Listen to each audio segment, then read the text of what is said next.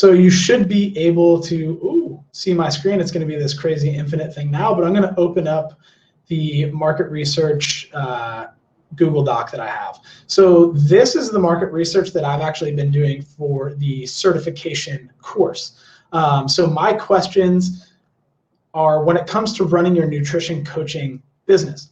However, for you, it should be something along the lines of when it comes to, and then whatever transformation you're going to help your clients make, or even when it comes to nutrition, your fitness, something like that. So your questions will be something like, when it comes to fat loss, what is your single biggest challenge? If fat loss is the type of coaching that you're going with, or when it comes to performing your best for CrossFit, whatever your ideal client wants and whatever you're going to be delivering to your ideal clients, that's how you should be framing each of these questions for the market research. Now, the reason that I want to go through this document, even though there is a section in the course that goes over it, even though you do have the market research exercise workbook, is just so that I can give you a little bit more of the big picture about how this fits into everything that's going to be happening down the track.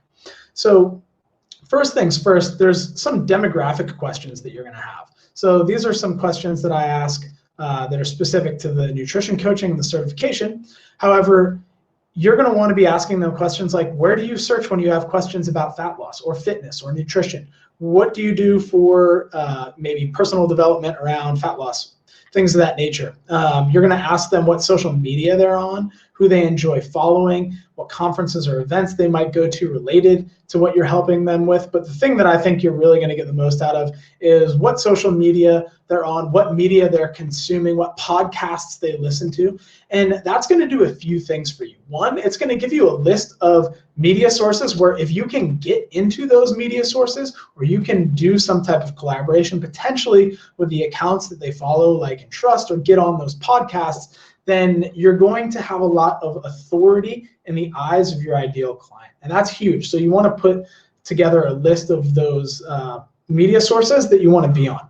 But if you know that your clients are saying, oh yeah, I'm on Facebook, I check Instagram, you might want to ask some qualifying questions about how they use those social media. So when I'm getting on calls with coaches, I'll ask them what social media they're on, and then I'll ask them how they use it. Because what I've been learning, for example, is that some coaches just go on Facebook to post things on their Facebook page. They don't actually engage with anything. They don't really post on there frequently. However, for Instagram, sometimes they're on there for their own personal enjoyment, but that's not where they go for professional stuff. So it gives me an idea about how people are using and how my ideal clients are using each media source, and it allows me to figure out, okay, am I wasting my time on any of these marketing channels? Like, for example, most of the coaches I've talked to aren't going to Instagram for business advice. They're not going to Instagram to learn how to run their coaching business. They might go to YouTube for it, or they might be looking into a Facebook group, or even searching on Google. So I know that those latter three are the more effective channels for me to be on. And so you should be asking the same questions to your people that you're getting on market research with. So these questions look different than the ones that I'll have you that you'll see in your market research workbook. However, I just want to make sure you understand that's some of the big picture stuff about why we're asking those questions. So here, when we're talking about things like single biggest challenge, areas that stress you out, what you're proud of, excites you, all these questions are really important, as are the questions down here about the fears and desires and all of these bigger picture emotional questions. I wanted to show you this. These map out into your brand story. And this is something that you're going to get to a little bit later in the course. But it's really important to know that one of the reasons that you're going through this market research exercise is to make sure that we craft an offer that is irresistible to your ideal clients, so that we price it properly, so that we package it properly, and we deliver it properly, but also so that we can create this brand story so that your marketing, your social media posts, your advertisements, all of these things end up speaking to your ideal client. And so you'll notice, oops, my mouse just did some crazy scroll thing, but you'll notice that you've got different areas for the brand story. And I have a video that walks you through all this, but you're actually going to look at what the answers were and the patterns were for certain questions in the market research, and then that's going to map out into your brand story. So that's why it's so important to get this market research done.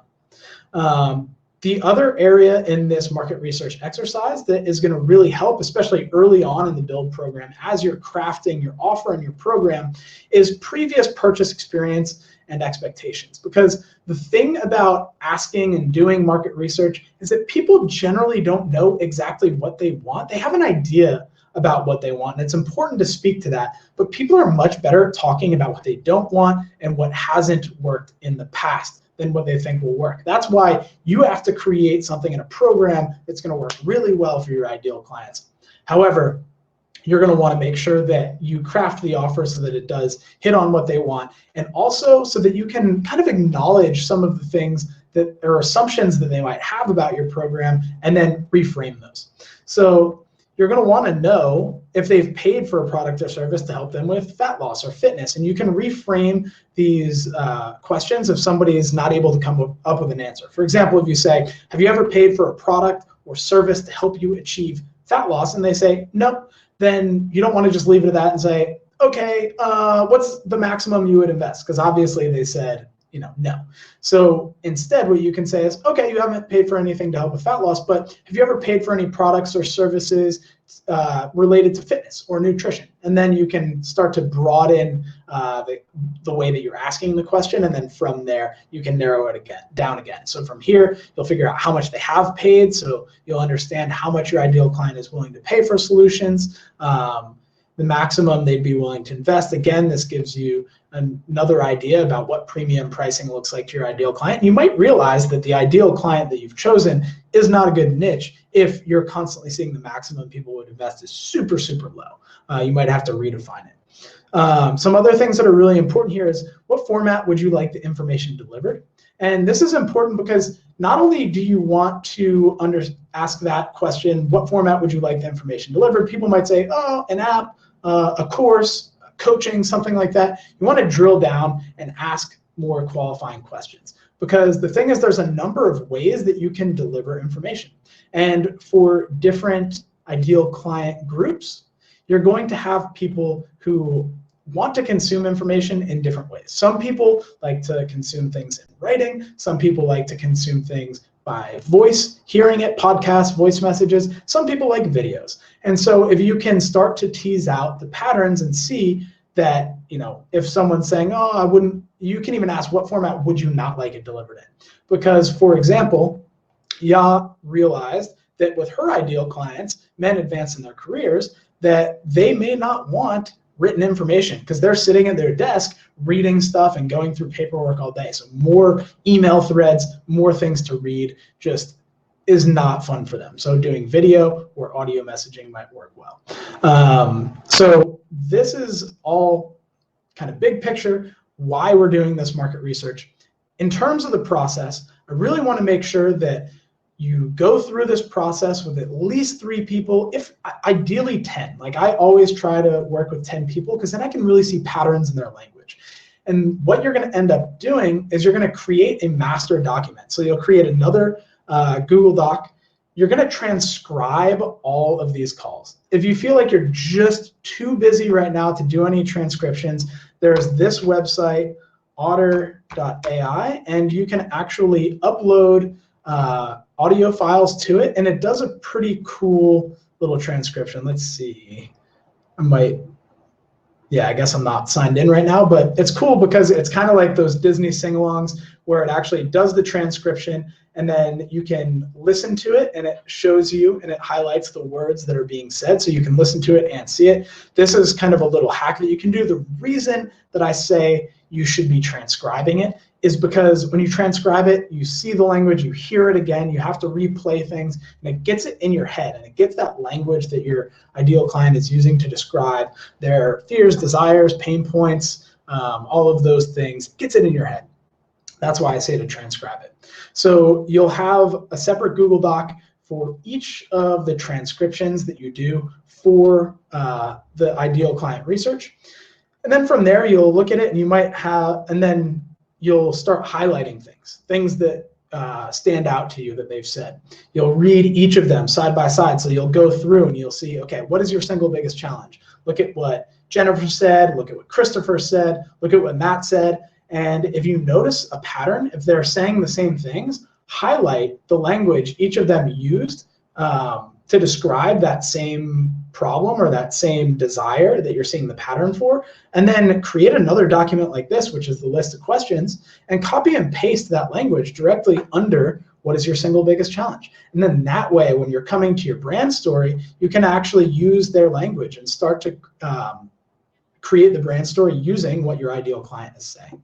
So then once we've got the brand story, we can then use this brand story to create your website, to create your marketing materials, social media posts, all these things so that they speak to your ideal client. And then down the track, if you end up doing the Grow program, this is how we're going to write some of the copy for your advertisements, as well as the way that you're going to promote some of these organic methods for acquiring clients. So I just wanted to show you that, make sure that you understand the process. The other thing that I want to point out really quick before we wrap up this content portion of the coaching call is this question here. On a scale of 1 to 10, how important is it for you to handle fat loss, whatever it is right now? If somebody says that they're an 8, a 9, or a 10, in about 10 days, maybe 2 weeks, follow up with them and let them know, hey, Matt, I really appreciate everything that you shared with me on the market research call. It really helped me in order to create a program that I think is going to be really helpful for people like you. I remember that you mentioned that it was a 10 out of 10 for you to solve your struggles with fat loss right now. And I was wondering if you're interested in joining the program. I'd be more than happy to give you a discount for your helping me with getting this program created. Plus, I have a money-back guarantee if you don't see a result. So I think it would be something that's awesome. Again, I really appreciate what you've done for me so far. But if you would like to join this, I'm happy to hop on a call, or let me know and I can send you more information for us to get started. And then that way, this also becomes a way that you can find leads. The other thing that is good about this market research exercise is the first time that I did it, back when I thought that I wanted to work with executives, I actually asked one of the executives that I interviewed on market research. It really wasn't important for him to handle his nutrition or energy right now, because he actually was a guy who stayed in really good shape. But I asked him at the end, and you can do this at the end of the market research call. Don't pitch the people, just thank them. And then you can ask them, hey, do you know anybody else who is a 40-year-old executive that might be willing to answer some questions for me? And so through that, I was able to find more people for my market research calls. So that's one way that you can potentially do that. But then also, if you follow up to people who you've interviewed, you can ask them, hey, is there anybody you know who would be interested in a program that gets X, Y, and Z benefits? And by doing that, that's how I closed my first high-ticket client back when I was trying to work with executives and charging $3,000 to work with me.